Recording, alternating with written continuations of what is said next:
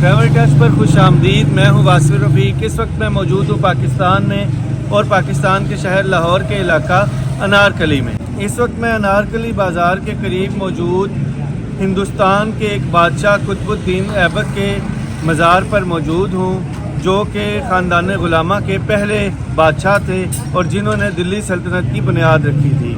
तो आइए आपको कुतुबुद्दीन ऐबक की कब्र दिखाते हैं।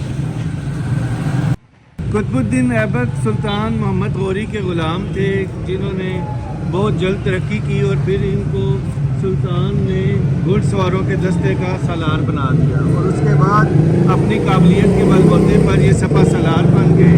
उसके बाद सुल्तान ने अपने हिंदुस्तानी इलाकों के इनको सरबराह बना दिया और हिंदुस्तानी इलाकों का हुक्मरान बना दिया।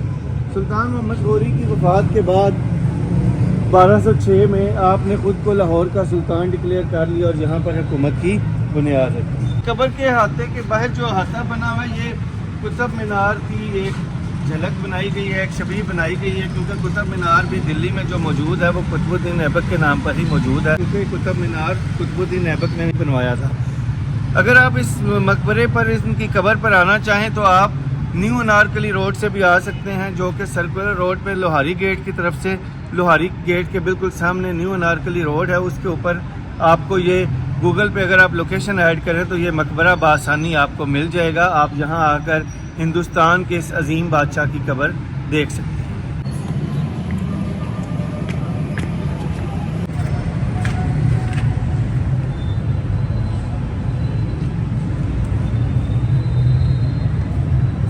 ये मकबरा 1210 में जब सुल्तान की पोलो खेलते हुए गिरकर वफ़ात हुई, उनका इंतकाल हुआ तो लाहौर में ही बनाया गया। उस वक्त ये खुला मैदान था जिसमें उनकी तदफीन हुई। बाद में रंजीत सिंह के दौर में इस मकबरे को जो है वो ख़राब कर दिया गया और इसको ताराज कर दिया गया और फिर बाद में 1970 में महकमा आसार कदीमा ने इसको दोबारा से वस्त एशियाई तर्ज पर बहाल किया, क्योंकि सुल्तान कुतुबुद्दीन ऐबक का असल ताल्लुक वस्ती एशिया के इलाकों से था। तो पहले तो ये संगे मरमर से बना हुआ मकबरा था, लेकिन बाद में फिर जब इसको दोबारा से रिस्टोर किया गया तो एक खातिरख्वाह रिस्टोरेशन के प्रोसेस से गुजारा गया। इस वक्त इस मकबरे की कंडीशन जो है वो आपके सामने है।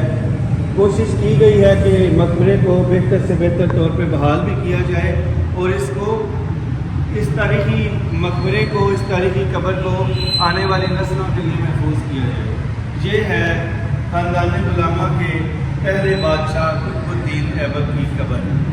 कुतुबुद्दीन ऐबक जो कि पहले सुल्तान मोहम्मद गौरी के ग़ुलाम थे और फिर तरक्की करते करते उसके हिंदुस्तानी इलाकों के हुक्मरान बने और उसके बाद 1206 में लाहौर के सुल्तान के तौर पर उन्होंने अपनी बाकायदा सल्तनत की बुनियाद रखी।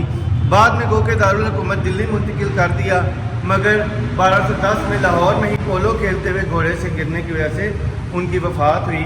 ये उनकी कब्र है जिसके ऊपर वाइट कलर का पत्थर लगा हुआ है।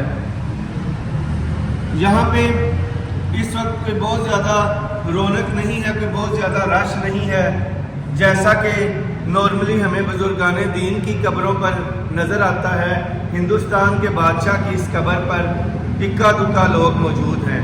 इससे हमें यह भी सबक मिलता है कि दुनिया की सारी चीज़ें दुनिया में रह जानी हैं, साथ जिन चीज़ों ने जाना है, हमेशा जिन चीज़ों का नाम ज़िंदा रहना है वो अल्लाह वालों का ही नाम ज़िंदा रहेगा। सुल्तान कुतुबुद्दीन ऐबक एक नेक शख्सियत थे, नाम तो इनका ज़िंदा है, मगर अफसोस कि आज उनकी कब्र पर कोई बहुत ज़्यादा हमें ज़ायरीन का रश देखने को नहीं मिलता। आए सुल्तान कुतुबुद्दीन ऐबक के लिए दुआए मग़फ़िरत करते हैं।